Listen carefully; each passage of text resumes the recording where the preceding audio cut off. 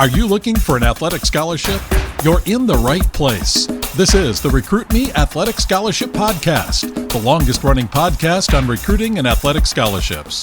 We're here to help your family navigate the recruiting road all the way to an athletic scholarship. He's a recruiting expert and a dad of 2 college athletes. He has a wealth of experience to share. Here's Recruit Me CEO, Brent Hanks. Welcome to episode 511 of the Athletic Scholarship Podcast.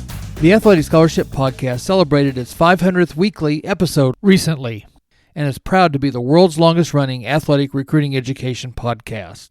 Like the intro said, my name is Brent Hanks, and I'm the host of the Athletic Scholarship Podcast and the owner of Recruit Me, an athletic recruiting education business. I want to thank you for listening to the Athletic Scholarship Podcast today, and also thank those who are frequent listeners. Please like or follow the Athletic Scholarship Podcast on your favorite podcast app, and listen weekly to get 15 minutes that will change your athletic scholarship future. Also, I invite you to visit the recruit-me.com website for more free and inexpensive recruiting tools and resources from Recruit Me. Here, after the 500th episode of the Athletic Scholarship Podcast, I'm going to give you episodes that highlight different aspects of the 7 steps to an athletic scholarship from the Recruit Me 3.0 athletic scholarship system. The 7 steps are: Step 1, select the right schools to contact. Step 2, write a great introductory email. Step 3, create your one-sheet player profile. Step 4, build your own recruiting questionnaire. Step 5, track your communications. Step 6, send one-page or one-paragraph updates. And Step 7, make your school choice wisely. This week's episode will cover Step 7 of the 7 steps to an athletic scholarship from the Recruit Me 3.0 athletic scholarship system. This will complete the series of episodes from episode 502 to 509.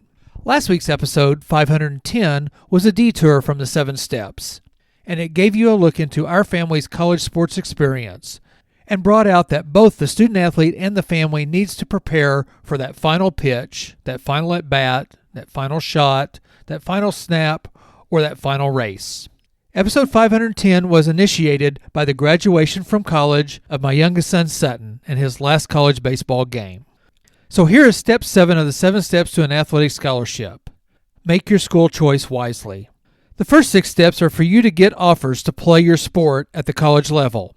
An offer may be a full-ride athletic scholarship, or now an NIL deal, or a partial athletic scholarship, or an offer to have a spot on the team. It may be an offer from an NCAA Division I team, an NCAA Division II team, an NCAA Division III team, or an NAI level or junior college level team. With all the research that you have done in the first 6 steps, you should be on target on the level or levels that fit you the best. Parker, my older son, played baseball at the NCAA Division I level for the Northwestern Wildcats, but he had other Division I teams on his list, ranging from elite top 10 teams to other mid-majors. He had a large number of upper-level Division II teams, and even a couple of upper-level NCAA Division III teams on his college school list. Sutton, my younger son, played baseball 4 years at the NAI level, Columbia College. The Cougars made the NAIA National Tournament 3 of his 4 years, and they won 30-plus games every year. Sutton had NAIA teams, NCAA Division III teams, and NCAA Division II teams on his college school list. So how did Parker and Sutton make their decisions? Here's how you answer your question of, how do I choose which offer to accept? There is no absolute formula for choosing your school. You can walk through the process I've explained, but it will ultimately come down to your choice. You will have to weigh and evaluate a lot of factors and variables. You might go through some tense times. There may be some heated conversations between parents and the student-athlete, and you may have to deal with pressure from coaches and financial institutions that might arise. Here's a list to help make your choice a little easier. Have a net cost comparison. Take the total cost of the school and subtract all the financial aid offered. What is the scholarship offer? If the school does offer athletic scholarships, how good is the offer that you have received? This could be an indication of the coach's commitment to you. The academic quality of the school. Is it an academic match to your parameters? Does the school offer majors in your areas of interest? What is the quality of the athletic program? What have you found out about the coaching staff, their coaching ability, integrity, character, and reputation? What is the coach's level of interest in you? How much of an effort did the coach make in the recruiting process? Evaluate his or her level of interest in you. Consider how often did he or she call you? Were you offered an official or unofficial visit? Where does he or she say that you will fit into the program? What is your potential for becoming a better athlete in the program?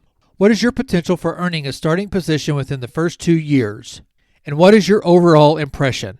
Consider all the feeling factors. How much did you enjoy the school when you visited? When you talked with the coaches? When you talked with the players? And did you like the area? You can add other factors that are important to you. Then you can build a scorecard to help the decision-making process. A scorecard won't make the decision for you, but will help you to organize your thoughts and priorities so the best decision becomes more obvious to you. A few episodes back, I talked a lot about a book that John Fugler, the Athletic Scholarship podcast and Recruit Me founder, had published. It is called the Athletic Scholarship 24-Month Recruiting Planner and Journal. This is a 350-plus page workbook with a recruiting checklist, a school prospect list section, calendars with 12-month goals, 1-month goals, and weekly planners. And then section 2 is for record keeping and has pages to record questions for coaches, to record coaches you have engaged with, to record your conversations and interactions, and a 2-page layout for every school you interact with. On these 2-page communication and scouting reports is a school report card.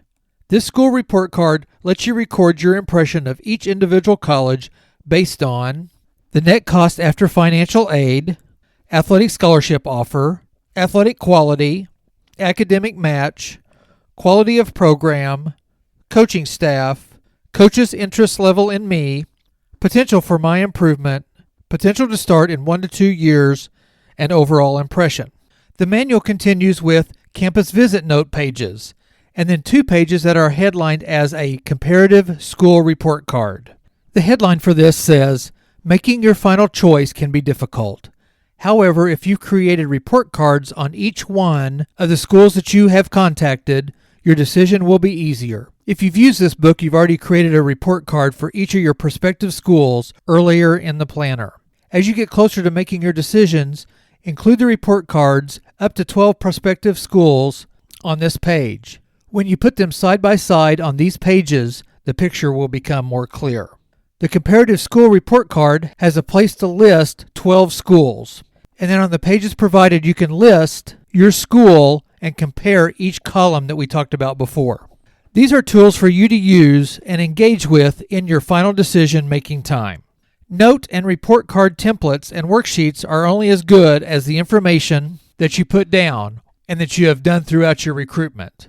Recruit Me Step 1 through 6 guides you through ways to research and record your findings over your 1 to 4 year recruiting journey. You can get the Athletic Scholarship 24-Month Recruiting Planner and Journal on Amazon. In Step 1, select the right schools to contact. On episodes 502 and 503, you started building your school list based on your parameters on the parameters worksheet. Your college school list and your parameters are not one-and-done exercises. They should be revised frequently, all the way through to your decision. Episode 504 is the part of Step 1 where you research your colleges and the teams on your college school list. Step 1 is building a foundation for a solid final decision. When you are initially performing Step 1, you may or may not be ready to actually contact college coaches. Either way, don't skip Step 1. Step number 2, 3, and 4 are preparing you to contact college coaches on your research college school list. Step 2 is write a great introductory email. Step number 3 is build your player profile. And step number 4 is build your own recruiting questionnaire. When you start contacting college coaches or they start contacting you, then you need step number 5, track your communications. I covered steps 2, 3, and 4 in episodes 505, 506, and 507. Then episode 508 covered track your communications. You need to use step number 5 to record your activities as you move into step number 6, which is send one-page or one-paragraph updates to coaches. Listen to episode 509 for step 6. All of the Recruit Me 7 steps are geared for you, the student-athlete, to find your right fit school. It will not be a perfect school and program, though. Every recruiting journey is a unique journey, and every choice will have a few bumps and a few items that are not your best fit, but there will be a majority of right fits that make your choice the correct one. Another reason to go through all the 7 steps and do all the research is there's a possibility that things could change right before you actually get onto the college campus, or if they change after you get there. Changes like a coaching change, budget cuts, or even your sport being cut or the school actually closing. If you have worked the process and used the 7 steps, then you will have records of other schools and programs that you researched. And if a new decision does need to be made, you will have all that information. A conference competitor of Sutton's college team announced that this was their last season of baseball and most of their other sports. The school was being purchased or was merging with another college. How would you like to be a freshman, sophomore, or junior on a team, and the team is dissolving? I attended a scholarship celebration at Ozark High School last week, and one of the students had committed to the school that I had just mentioned. She was going to play softball for that school, so she had to restart her college search in January of her senior year. She did find a college in the same level and in the same city to fulfill her want to play college softball and to fulfill her academic needs. Will you be prepared if you need to fall back if this situation changes abruptly? The old idiom of don't burn any bridges holds true in recruiting. You may need to recontact coaches as your situation changes or as those coaches move from school to school. One of the problems I see in recruiting, and it is one of the main reasons why Recruit Me's 7 steps are important, is that many student athletes do not build bridges. They don't reach out to college coaches. They don't cast their net widely, and thus their choices are few and can implode with no backup plan. With all the transfer portal, NIL, and roster and scholarship limits, a student athlete in college needs to have a folder of alternatives, even if they are already in a 4-year or a 2-year school or a JUCO. A junior college student athlete will transfer to a 4-year school in 1 or 2 years, thus restarting their recruitment. It is built in. If you are a junior college student athlete, don't wait for or depend on your junior college to get you recruited. A junior college student athlete should have a plan to go to their next level. If you are a 4-year college student athlete, a future plan is a great idea too. If you go to a level of play that you are excelling in, then you may be on the verge of leveling up.